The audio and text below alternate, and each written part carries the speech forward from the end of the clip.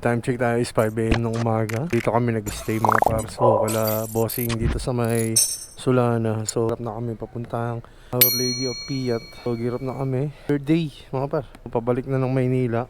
So hindi na kami nakarating sa Arco ng Apari dahil naiba ang landas. Ayan, so maraming salamat kay bossing mga par. Yung kaibigan ni Kakleto. Ayun o. So paalis na kami dito. Next target namin is Our Lady of Piat mga par. Let's go!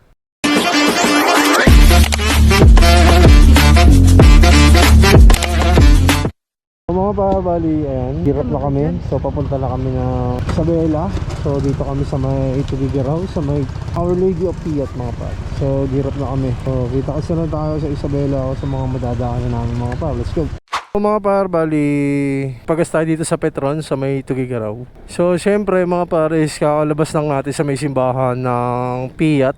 All goods na kami, papunta na kami sa Isabela. Bago lahat, kakain muna kami ng breakfast. So may nadisgrasya pa dito mga par. Ayun o, sumemplang yung Aerox, you know? Ingat sa amin mga par, God bless. Let's go. Par, bali nandito na kami sa may Santiago. Ayan, so kung makikita nyo is stopover muna dahil magbe-breakfast. Dahil anong oras na mga par? Time check tayo is 8:26 ng umaga mga par. Breakfast muna tayo dito sa may Gias Pansiteria mga par. Let's go.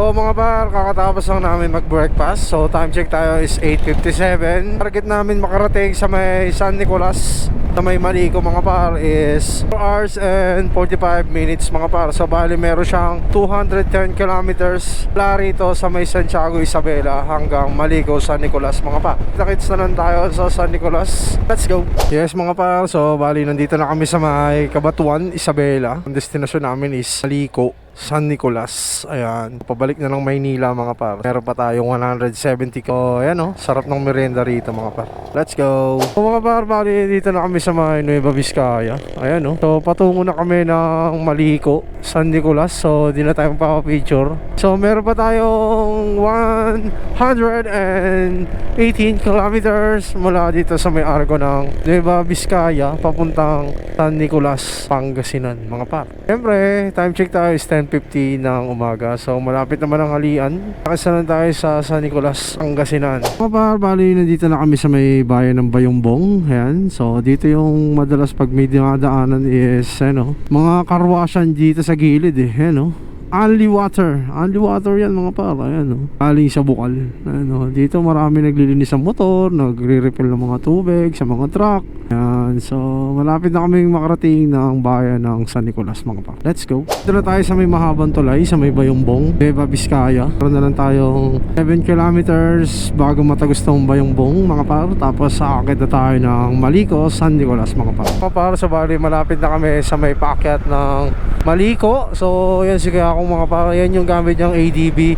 Ano, say hi naman dyan. So syempre mga pares, senior citizen na itong kasama namin. So bali bumibitaw.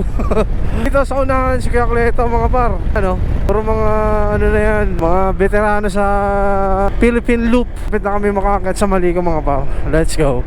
Malapit na kami sa may tuktok papuntang Malico. Ayan, ito yung sign. Pag malapit ka na sa Malico is madadaanan mo tong slide. Second time natin dumaan dito. Nung unang daan natin is pang spot sa taas. Ngayon meron na, syempre dinadayo na rin. Kaya makikita natin kung ano itsura sa itaas mga pa. Sobrang ganda ng kapaligiran dito. Malapit na tayo sa Malico sa itaas, sa may view deck. Konting akyatin na lang. So pa tayong 17 kilometers namin dito sa Malico is hahanap muna kami ng mapagpapahingaan mga pa. Tapos back na ulit kami. Dito na tayo sa may Malico. Ayan o, kung makikita nyo sa right side ko is napakaganda ng view. Dito tayo sa view deck. So syempre mga par is diyan kung mag-i-stop pa kami o dire-diretso na. So nagpa-picture na rin naman kami dun sa may mas mataas dun sa view deck mga pa. Silip ko lang sa inyo yung mga, ito yung madalas na pinapasyalan dito sa Malico. Itong over the top baga view deck. So pa-picture kayo dyan. Tapos yan yung makikita nyo mga par. Yan yung background ng